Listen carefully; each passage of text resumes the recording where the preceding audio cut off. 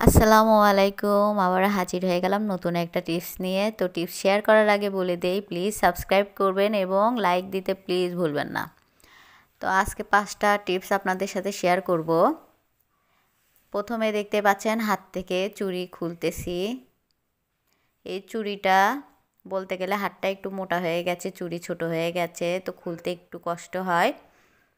তো কিভাবে আপনারা এই কষ্ট থেকে মুক্তি পাবেন সেটা আপনাদের সাথে শেয়ার করব। এটা দেখতে পাচ্ছেন একটা পলি ব্যাগ, আর এখানে কিছু চুড়ি।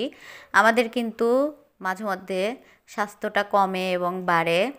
তো বাড়ার কারণে হাতে চুড়ি পরতে খুব কষ্ট হয়। তো এইভাবে আমরা হাতে পলি ব্যাগ দিয়ে এইভাবে কিন্তু খুব সহজে আমরা চুড়ি পরে নিতে পারি। তো আবার হয়তো কেউ কেউ বলবেন, কেন হাতে তো লোশন দিয়ে অথবা সরিষার তেল, নারকেল তেল দিয়েও পরা যায় চুড়ি। তো সেক্ষেত্রে আমি বলবো কি, হাতে আপনারা হয়তো হঠাৎ বাহিরে যাচ্ছেন, তো তখন হাতে তেল লাগানো অথবা লোশন লাগানো, তেল লাগানো হাত তেল চিটচিটে হয়ে যায়। তো এটা আবার ওয়াশ করা অনেক ঝামেলা। তো এইভাবে যদি সহজে আমরা করে নিতে পারি তাহলে কিন্তু খুব ভালো হয়। তো এইভাবে পলি ব্যাগ হাতে দিয়ে এইভাবে আপনারা অনেক ছোট চুড়ি হাতে পরে নিতে পারবেন এবং পলি ব্যাগের উপরে এভাবে সরিষার তেল মেখে নিতে পারবেন। তাহলে কিন্তু হাতটা তেল চিটচিটে হবে না। দেখুন, খুব ইজিভাবে পরলাম এবং ইজিভাবে খুলেও ফেললাম। হাতটা কিন্তু পরিষ্কার আছে, একটুও কিন্তু তেল ভরে নাই হাতে। তারপর আরেকটা টিপস, এটা হলো একটা বয়াম। এরকম বয়াম কিন্তু আমাদের সবার বাসায় থাকে। আমরা বিস্কিট রাখি, চানাচুর রাখি অথবা ডাল, অনেক কিছুই রাখি কিন্তু। তো এইরকম একটা বয়াম আমি পুরনো একটা কাপড় দিয়ে কি করি সেটা দেখতে থাকুন, দেখলে বুঝতে পারবেন। আজকে আমি আপনাদের সাথে শেয়ার করব, যে কয়টা টিপস শেয়ার করব সেগুলো হলো আমাদের বাসায় থাকা অপ্রয়োজনীয় কিছু জিনিস দিয়েই আমি খুব সুন্দর সুন্দর জিনিস আপনাদের সাথে তৈরি করে শেয়ার করব। তো এটা হলো বাড়িতেই ছিল কাপড়, পুরানো একটা কাপড় আর একটা পুরানো বয়াম, এটা দিয়েই আমি তৈরি করে দেখাচ্ছি। তো আমি কাপড়টা আগে ভালোভাবে কেটে নিয়েছি। কাটার পরে বয়ামের মাপে আমি কাপড়টা কেটে নিয়ে একটা কসটেপ দিয়ে লাগিয়ে নিচ্ছি। একটু লক্ষ্য করে দেখলেই কিন্তু আপনারা বুঝতে পাবেন। এটা কিন্তু সুই সুতা দিয়েও সেলাই করা যায়। তো আমি সুই সুতা দিয়ে সেলাই করলাম না, এটা অনেক ঝামেলা মনে হলো আমার কাছে। তো ভাবলাম কসটেপ দিয়ে লাগিয়ে দেই। আপনারা ইচ্ছা করে যে কোনো কসটেপ দিয়ে লাগিয়ে নিতে পারবেন। আমার কাছে যেটা ছিল সেটা দিয়ে আমি করে নিচ্ছি, কারণ আমি প্রথমে বলেছি কিন্তু আমাদের বাসায় হাতের কাছে যেটা থাকবে আমি সেটা দিয়েই তৈরি করে দেখাবো। তাহলে কিন্তু আমাদের খরচটা বেঁচে যাবে। বাহির থেকে কিনে নিয়ে এসে করা এটা কিন্তু খরচটা বাড়তি। তো আমি ঘরে থাকা উপকরণ দিয়েই আমি তৈরি করে দেখাবো। তো ভালোভাবে আমি কসটেপ দিয়ে কাপড়গুলো মুড়িয়ে নিচ্ছি বয়ামে।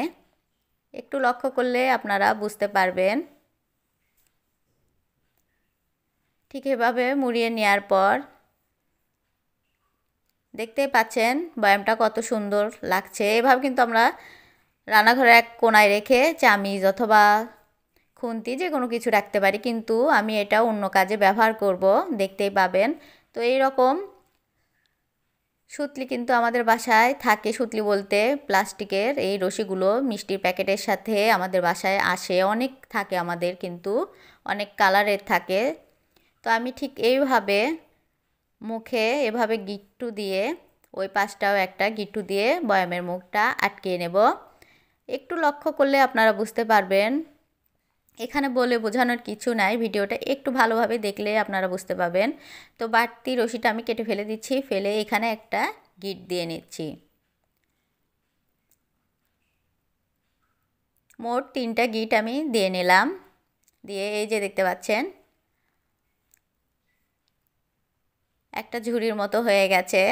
আর এখানে এই যে দেখতে পাচ্ছেন এগুলো কিন্তু ফলের সাথে অথবা মিষ্টির বাক্সের সাথে এই থলিগুলো পাওয়া যায় এবং পলি ব্যাগগুলো এর মধ্যে আমরা খুব সুন্দরভাবে গুছিয়ে রেখে এভাবে দেয়ালে আটকে রাখতে পারি। দেখতে পাচ্ছেন এই যে পলি ব্যাগ অথবা সুতির কাপড়ের ব্যাগ, ঠিক এভাবে রাখলে কিন্তু বেশ সুন্দরই লাগে। রান্নাঘরে এভাবে ঝুলিয়ে রেখে দেবেন।